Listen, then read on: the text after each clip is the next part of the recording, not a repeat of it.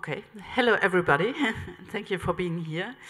For this session, the panel where we will debate which new technological drivers, oh, what a horrible word, can help the aviation industry to decarbonize. So I introduce myself first. My name is Gesche Wipper. I work for the German financial newspaper Börsenzeitung, and I'm also a member of the French Aviation Journalists Association, RGPAE. That's why I'm here. And so thank you very much to the panelists for being here. I'm very happy to welcome Yannick, who is the Executive Vice President Avionics and Thales Executive Committee member. Then Marie-Louise Philippe from Embraer. She's the Senior Vice President Sales and Marketing. Sertaç ÖZYURT, Director of Technologies and Operational Solutions for the Turkish airline Pegasus Airlines. And Meriem OUBELKASS, who's the head of Aeroline Air Traffic Management at Sopra Steria. So thank you very much.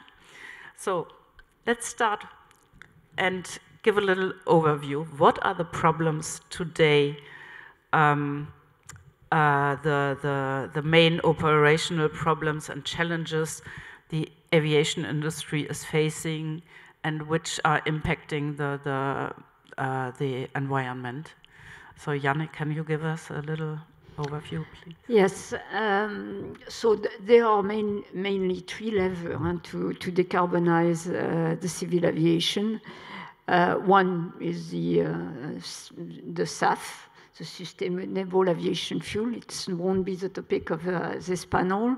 The second is the new technology we can put on board the airplane to really try to decrease the fuel consumption on the airplane that involve the plane itself, the engine, the structure. And the last point is the operation. We know, because we can measure it literally today, that the airplane operation are far from being optimized from several standpoints. We don't fly point to point in the shortest way possible. We don't ascend and descend in the best manner, and we don't fly usually at the correct level given the local weather at a given point.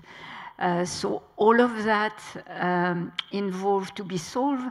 All of that involve a lot of stakeholders actually, from the NSB, the one that controls the skies, whether unify like in the US in a big territory or not like in Europe. And we know that it causes a lot of disruption to have, national ANSB with their own ways of managing the skies in their own country. The plane themselves, because they file a route way before they know the actual weather, and therefore they cannot optimize either. And we need to find ways to have tools that help the pilot on one side, the controller on the other side, to optimize that. I can go further if you want. Yeah, but maybe I ask the other ones. Yes. So maybe Sertaç, as you work for an airline, so maybe from your point of view, what are the major problems and which have to be resolved if you want to? Yeah, thank you.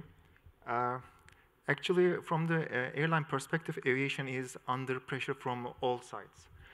We are expected to grow, we are expected to become greener and stay profitable all at once. And I can see three big roadblocks in front of this challenge.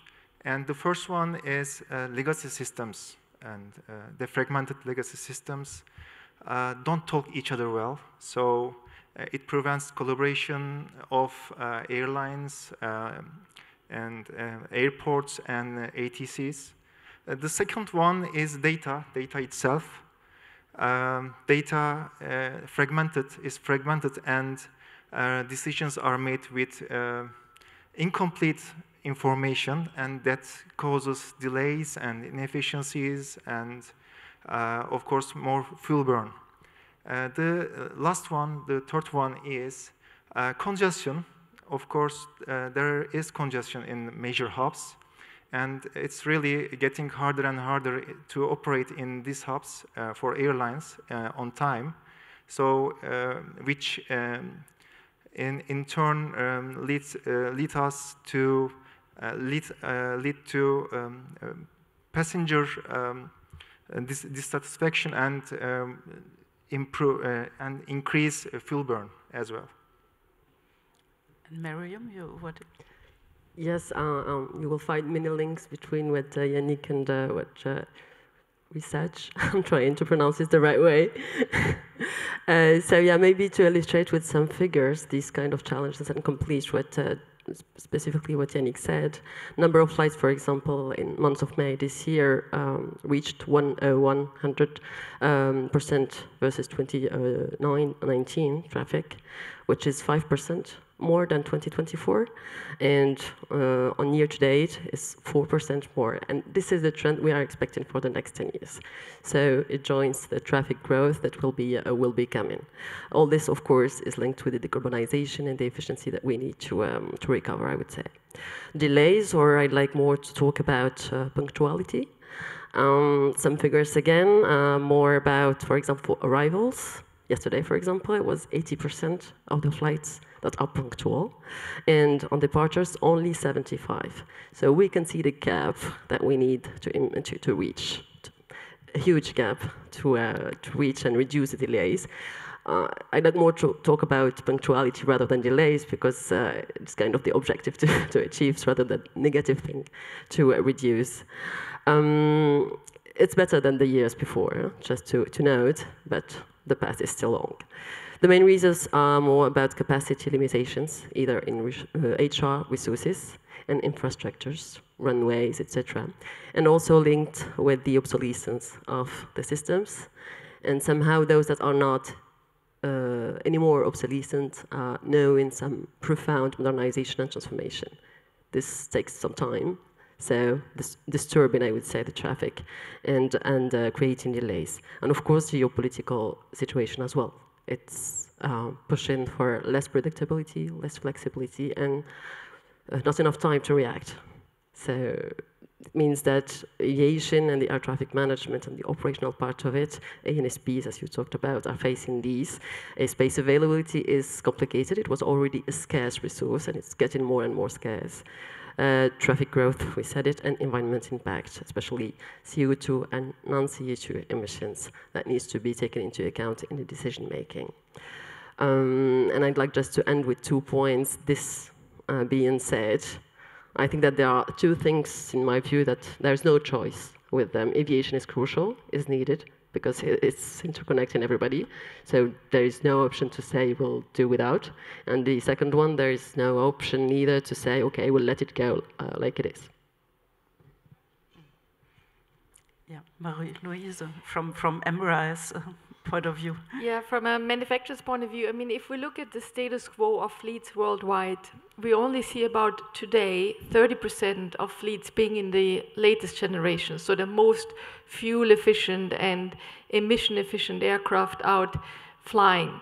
So there's still a huge amount of emission reduction that can be achieved by rolling over the old fleets, going into the latest technology, and that means obviously, from our perspective on the manufacturing side, making sure to deliver on time to the market and solving current supply chain issues. For Embraer, we have a very good record on that side, but it's generally something that is a concern in the industry. So once you realize that there is still the 20 to 30% leap between emission savings out of the fleets The next step, of course, is, and it's the one that concerns the whole industry, is the other pathways of decarbonization. And so SAF, of course, is one, but we as an industry rely primarily on the energy sector to provide that amounts. In Europe, we have strict mandates now in place. As of this year, all airlines have to have a blend into their jet fuel of 2%, and that's really gradually now going up. And we as an industry, we hope that the energy sector helps us to reach 70% of SAF in the jet fuel. And that's a very challenging target, but the roadmap is there. It is achievable, but it needs a lot of effort and collaboration to get there. And I think one of the challenges is, of course, first of all, we need same standards of what is the SAF accepted. We need book and claim systems that work really well, because you can imagine that some countries will be faster than others to fuel and have their infrastructure ready to provide the SAF mandates, for example. Mandates in Europe, in the US, it's a more incentive-based system, and again, in Asia. So it's a bit also still fragmented by region how airlines are going to support the uptake of SAF. And then, of course, we will discuss a bit further on technology, but just to say, on the technology path, in Embraer, we have developed since 2020 a concept family.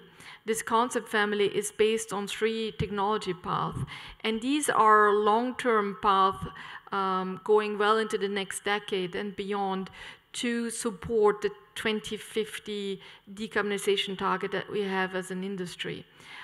These technologies, and we'll discuss probably a bit later about it, are reliant again on infrastructure, and even more so than the SAF that we just discussed, relying on energy sector.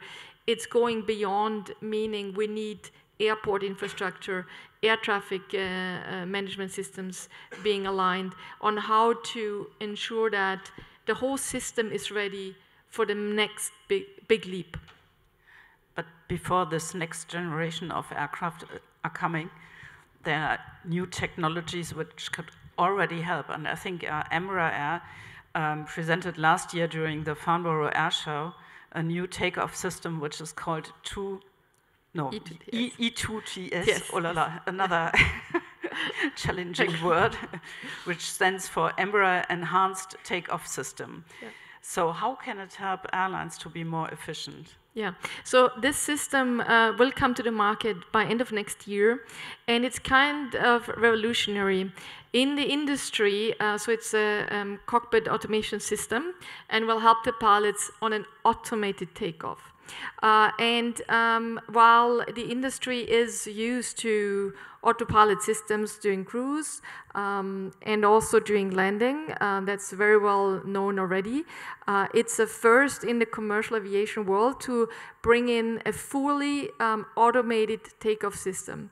Why have we developed it? Well, we have developed it to enhance takeoffs, especially of challenging airports like London City, to enhance the range and the payload range of the aircraft out of these airports. Why is that so important? Because in these very challenging airports, you want to ensure that you really optimize the takeoff, and therefore the certification to therefore load your aircraft with payload and on range is it is necessary to have this automation for the pilots.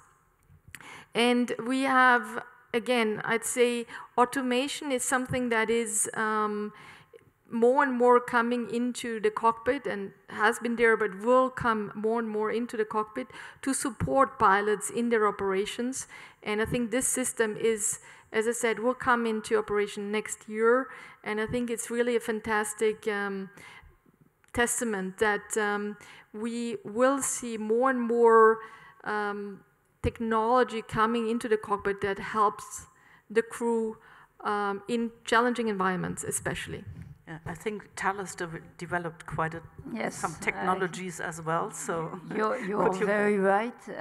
You're right as well, Geshe, to say that it will take a while before we have a new platform taken off and entering into service. We know that target is in the next decade, but probably towards the end of the next decade. And what do we do in the meantime? That's really the question. And you're absolutely right. There are many ways we can still help, decrease the carbon impact of any flight. At Thales, we are working on the cockpit, of course. We cannot change a system on existing airplane. It's very difficult to certify. What we can do and what we are doing and proposing, we can help the pilot with pilot assistant which we produce that flight management system, but integrate as well a lot of real-time data, like the weather, which is key when you want to optimize a flight, whether in altitudes, in direction, etc. That is using a database that is usually ours, since we are operating a lot of flight that could be proprietary, that could be the airline. And you're right, sharing data is an issue, because the more data we will get, the more intelligent the AI will be. So we have developed flight assistant that would give for a given flight, would propose to the pilot the best optimized route you can imagine, given the weather, wind, etc. Not only in terms of CO2 footprint, but also in non-CO2 footprint. You know that I think it's established, and we've worked a lot since the last 5 years on that. We know from facts that the warming, that the non-CO2 and within the non-CO2, the condensation trails is contributed much more than the CO2 footprint, actually, in terms of warming in degrees C of the planet.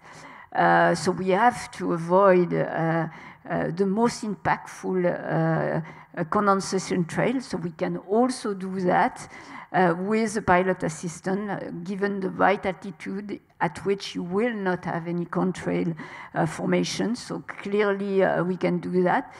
Today, those assistants provide the pilot with the best route. The pilot still has to input it in its FMS manually. The reason for that is that it's impossible to certify today a direct link between an assistant, which consists of an interface and a computer, basically, and into the FMS, because then you input in an FMS, which is a high safety system on board the airplane, something which is coming from outside. And today, from a certification standpoint, it's literally impossible to certify something like that. So we have still, the pilot will have for still some time the burden to input it in its FMS, but still it's an help. And we have developed the same thing on the controller side, on the air traffic management side, so that we provide the controller with the best optimization of their flight coming in, trying to slow them down eventually way further from the airport, so we don't have any hypodrome going on around a very busy airport, which use a lot of fuel because they happen at low altitude with a lot of change of speed. So it's clearly a non-optimized flight to a hypodrome on the way. So we have the same thing, and we have a vision in the time to come that those two systems will be able to communicate, and the pilot will get automatic approval from the ATM on this improved path. We are talking 10 years from now for that last step. Our AI is based on explainable AI, so it's clearly not ChatGPT, because we have a vision that at the point we can integrate that directly into the system and certify it. But to certify it, you have to have an AI that is trained on data with a perimeter of that data that is well understood by the regulator, and software and codes that are also, they are not deterministic like the EASA and EFE likes to certify something because it's AI, so it's learning from additional data every day, but at least it's explainable for a given set of data. You know where the system is going to drive you, and you can explain it to the certification bodies, and that's the way we see it. So clearly explainable to what we call at Thales true AI, so that we know what the system is doing, and it's always in the end of a human to take a decision and then implement it in its system. Okay. I can try, of course, to complete also. At Sopra Steria, just to remind, we are an integrator, digital company, so we will be helping that ecosystem, a complex ecosystem of stakeholders, either on ops side, on European standardization, or federation, I would say. I'm talking about Eurocontrol, but federation side, or ANSPs, and of course industry players, with tech adapted and trying to be ahead of in order to offer, I would say, some advancement to accelerate the efficiency to serve decarbonization. Kind of complex equation, but we believe in tech as the baby steps in order to reach already some results short term, while we are working indeed on more long-term programs and stuff, etc. So yeah, if I focus on the three technologies, they're the well-known ones, AI, cloud, and data, because for me they are all related and linked, and we need to leverage really the value from each one, either for short-term and tactical actions, or in the I would say the full future programs to build. AI, for example, I was talking about obsolescence of some infrastructures that are blocking some advancement. So AI for me could accelerate some of the ATM or aviation safety critical systems steps toward go to operations. So this will also allow better data value generation.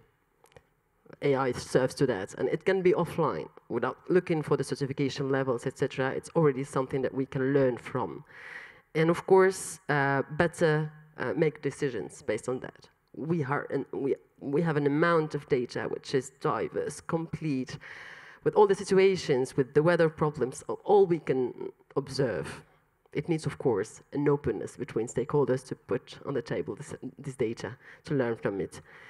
The second one, I was talking about cloud transformation. It's, of course, cloud is not just the technology itself, because it is already mastered.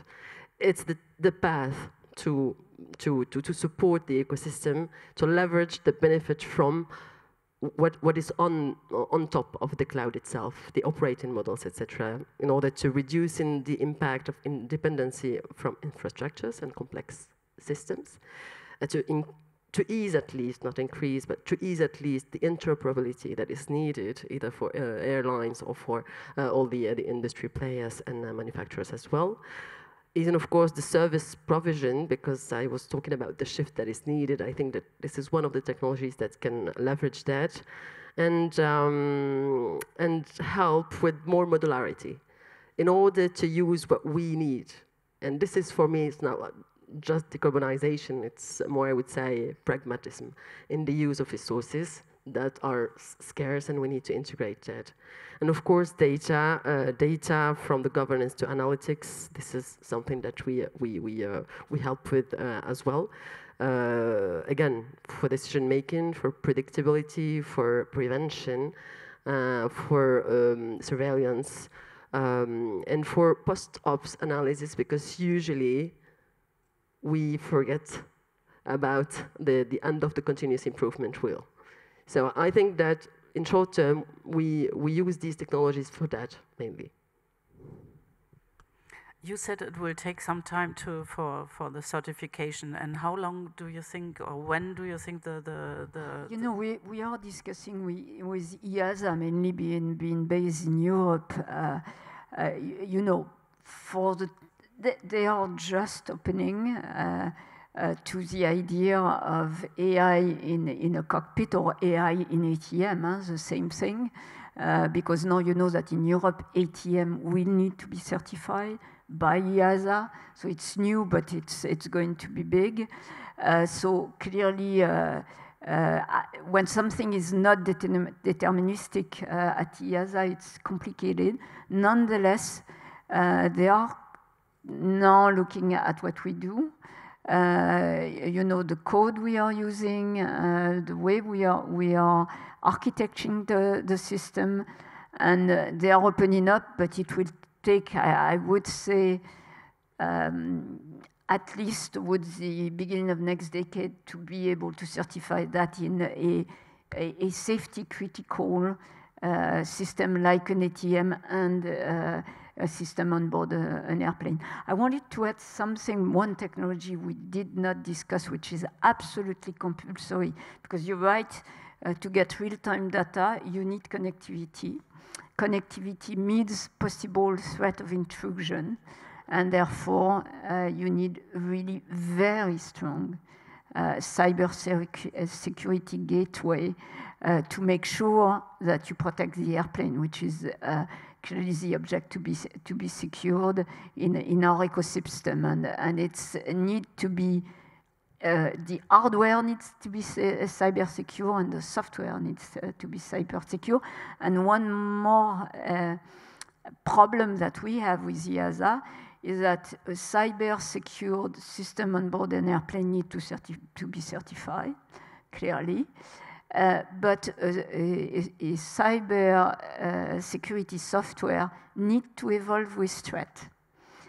And again, you know, EASA works with gate. You certify, you put it in the TC, but then it's static. It doesn't move anymore. Whereas you are well protected if you allow it to evolve. And the certification of evolving software is also a key issue with the certification body. And what could be done to resolve it? You know, the way we are working with EASA, we understand the issue. We have a lot of exchange of technical exchange, also exchange of personnel. We have people working at EASA and EASA personnel coming in our lab and developing our software, so they really get to know what we are doing, to be able to then understand and write standard that will allow this new technology to be certified on board the airplane. This is, I think, the only way we found to really spread the technology into the certification body. And I think it's very important to do that. Absolutely. So maybe let's hear from Pegasus Airlines a bit. How do you use already new technologies in order to improve your operations, but also for other areas? Actually, we positioned ourselves as a digital airline, and we move forward with the goal of becoming one of the top 3 airlines in the world in terms of utilizing technology. So, and we placed AI at the center of this journey. So, in this context, right now we run over 30 different use cases, spanning planning, flight planning, and predictive maintenance, and customer services, ground operations, and crew operations. And actually, we try to cover all customer and employee touch points. You know, and the second, we established in 2023. We established Pegasus Innovation Lab in the Silicon Valley, California, San Francisco, to accelerate our global digital transformation and innovation strategy. So our aim is to stay ahead of competition by identifying emerging technologies in early stage and adapting them rapidly to improve our processes and, of course, customer journey. And right now in Pegasus Innovation Lab, we have four focus areas. And the first one is, of course, integrated with the global startup community. And the second is building partnerships with the international universities to have some R&D and make maybe some joint projects. For example, we have strategic partnerships with Berkeley University, and we are working on the seamless journey on this topic. And the third one is collaboration with the tech giants like Apple, Google, and Microsoft to get early access for their emerging products and technologies. It's a very important thing for us. And the last one, but not the least important one, is building a cross-airline community to co-develop some solutions to common problems of the airline. So this is how we approach to the new technologies.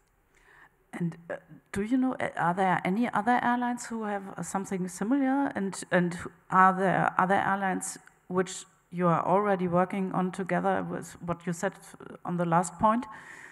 Yeah, I haven't heard about other airlines which establish a company or in Silicon Valley. This is the first, I think. And for the last point where you said that you try to create a common tool, no? Community, cross airline community. Yeah. Yes. So did you talk already to other airlines, yes, and to whom? Yeah, it's now officially announced, but we are talking with the other airlines, and we also had some meetings with them and try to understand the common problems and focus areas as well. So it's very important to share experiences and problems so that we grow together. And what role is AI playing or will play, you think, in the future for the new technologies? Actually, AI means for aviation. AI means a lot for us, and we believe that the future will be written through common intelligence of human and technology. So we see AI as strategic competitive advantage, and in this context we gathered all AI-related efforts under an umbrella program, FlyGPT, its name is, and in order to focus, identify focus areas and ensure that our employees engage these projects enough. So we structured all the projects under this umbrella project in the three main categories. The first one is operational efficiency and cost optimization. We have some projects like C-check and engine plan optimization, and recurring fault detection, and for example, any dynamic pricing project. So that's kind of important projects that we have. And the second focus area is, of course, guest experience.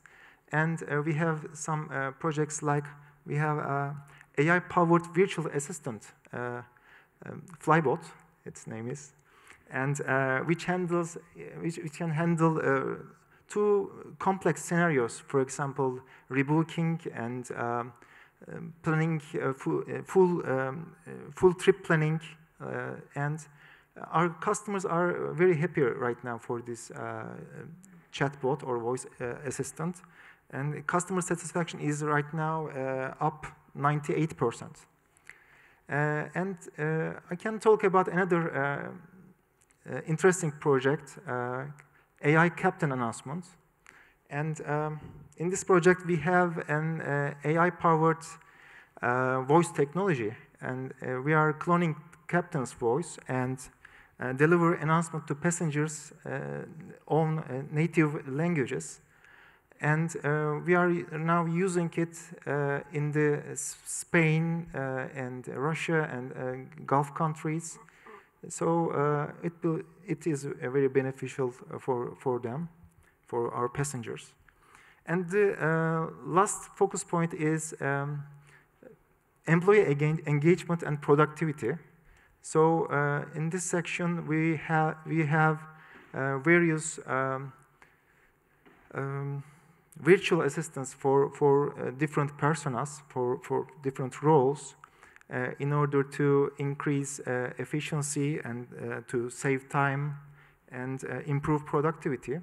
And the other thing is we are now currently working on building agentic AI platform, and this is very important. And we are trying to eliminate and automate all recurring tasks and elevate human potential in the company. And this is how we see AI in the company. Very fascinating. Thank you so much for sharing this insight. So let's maybe come back to the original topic a bit, the technology which could help to improve with decarbonization. And we said already that the new generation of aircraft will play an important role. So could you tell us a bit more about this family Embraer is developing? Yeah, we call this our energy concept family. And what it is we are convinced that eventually hydrogen will play a role in the decarbonization of the aircraft. And so we have three pathways.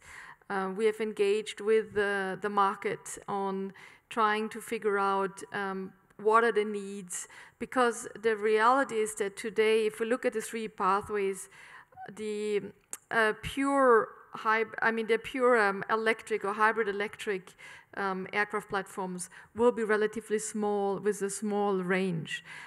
Even today, anything that is conceivable in terms of hydrogen being through fuel cell or a dual gas turbine solution is also relatively limited in payload and range as of today's perspective.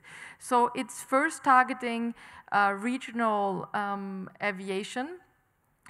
We have this family of concept family of aircraft that will go up to 50-seater aircraft. We see that kind of feasible as of today's perspective. And all these technologies will come into maturity or into the market somewhere into the back end of next decade or even beyond. Why? Because as I said earlier, the infrastructure will have to move along as well. And that's a huge step for us as an industry, because it means that the energy source, again, green hydrogen, needs to be available in sufficient and in, let's say, in a very global manner. So also in remote airports, not just at big hubs. And that is a major, let's say, prerequisite for any hydrogen-powered aircraft to come into service. So the hydrogen pathways is set as a way for us to see the long-term future. And therefore, as we also said, in the design and conception of this aircraft, we see that AI, for example, will play a huge impact, because we will design, test, and also, let's say, the virtual reality of these products will bring us to a maturity much further down the road before we actually start building a prototype. And that is completely new from previous programs that we have launched, where the tools and the ability to basically test already an operational environment in a sort of virtual environment, we're not yet there. So we believe that AI will play a huge role. And I think, to Yannick's point, I think even then, AI inside the aircraft, it still will take a long time as well to get there, because we will have to certify it. Cybersecurity, as mentioned earlier, will play a big role in there as well. However, AI in today's world of Embraer, where we develop our current product lines, play already a substantial role in how we work, actually across the company, no matter where you work, in which department. So if I take, of course, from an engineering point of view, we have certain third-party AI tools that we use, but we have also now our own in-house built AI tools that we use, and that, I think, will continue to grow as we go along. They are used mainly to drive efficiencies in our organization. As I said, engineering, testing, design, certain systems is now mainly driven through these AI tools. But also in any part of the company, we use, for example, Copilot as our normal way now to use, to support our meetings, to edit documents, search in documents, prepare presentations to customers. So the AI support throughout the company is now the new normal, right? Nobody doubts that AI is part of our daily life today. However, in a certifying manner, we're still far from seeing that as replacing. And I'd say for us, from a product point of view, we have a spin-off called Eve, which is a vertical takeoff vehicle that we're working on in the urban air mobility space. And I think this is probably the first product where we will start to see and test. This is a still pilot navigated vehicle, but for the long run, this will probably be our first product range where we will see more and more AI coming on board. But yeah, that's one of the questions. Is it one day, will it be possible that we will have planes which are flown completely by AI, and when? When do you expect that? No, even on urban air mobility, I don't believe it's certifiable if, even already autonomous piloting function on which you don't need AI. It's nice to put AI everywhere, but you can fly today. You could imagine, and we could be able to develop, an autonomous, safe, passenger transporting drone, because this is what it is. Nonetheless, today would not be certifiable. So clearly, putting AI in addition on top of that, to me, is still largely at least a decade away, I think. And we have a lot to develop in terms of automatic piloting function, which are deterministic, that we can do already before putting AI on top of it. But even that is sometimes quite difficult to certify. I think interesting, maybe just to add on this, is when we talk Western certifying bodies, right? Like I agree. European, US, Yes. Brazilian. However, I think if we look into China, we might see that there will be some pressure from the market from certifying bodies that will not set the same standards or not the same restrictions on the certifying You're right. side. Iran today, which it is a Chinese UAM manufacturer, has certified in China automatic flight with passenger on board, and they are flying today in China. Correct. We don't have the same safety standard between what is done in China and what is done in the Western world, clearly, and we still don't understand, by the way, talking with EASA regularly about this topic, we still don't understand on which standard they succeeded to certify that airplane. So clearly, we are far from that level. You're right. Some pressure may come from there, but at this point, I don't see it at EASA at all. So that's what I can say. I think Meriem wanted to react also. I fully agree. I don't see that coming in Europe, at least under our own eyes here in the room. Maybe the little boys and girls coming within the next and next generations. Why not?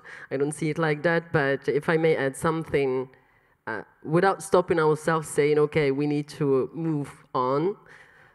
It will take time, of course, coming back to the certification that is kind of immutable framework so far, and somehow without giving it a negative view, but it is blocking some. It helps increase safety. So we take the plane at least without asking ourselves, especially when we are in the field, we know it is 100% secure, backups and everything. But coming back to AI, and not only AI, automation, I see the power of the team in between the human centricity and using AI. Because, for example, when we see the innovation path in the field, we need some years between a TRL 1 and TRL 7 or 8 for a concept.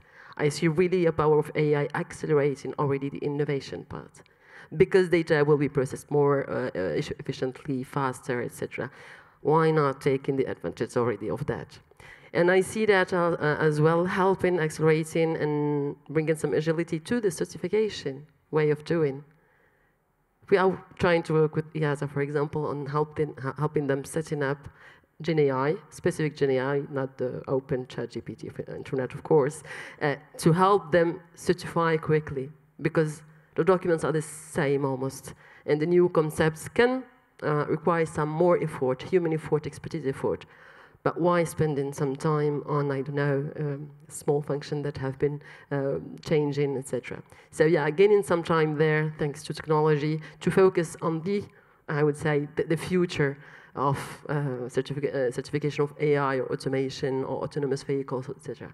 And of course, there is one thing that is crucial, trajectory, of course, flying the most direct and the most efficient so that it helps decarbonization, and airspace design and use. It didn't move since years.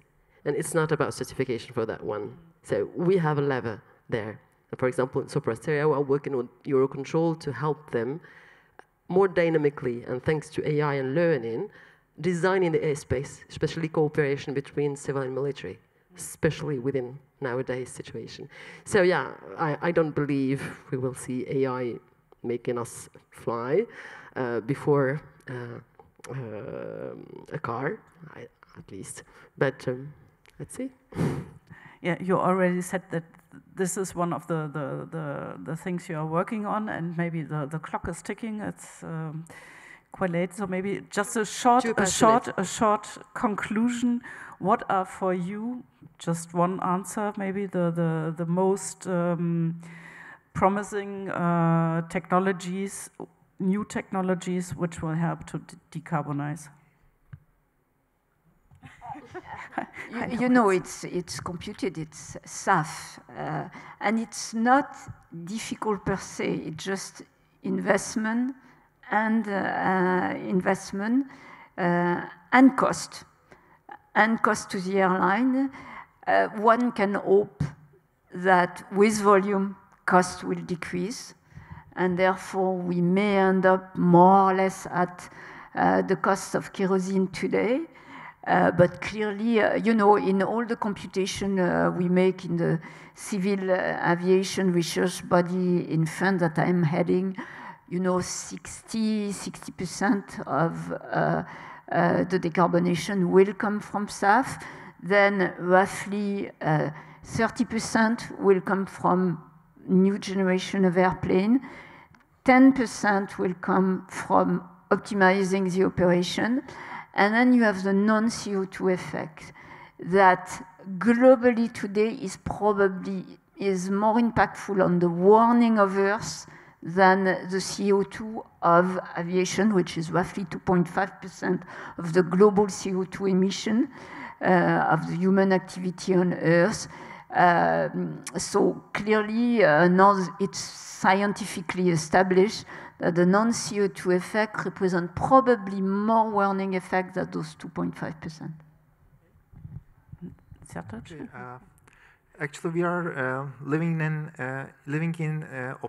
optimization world. So,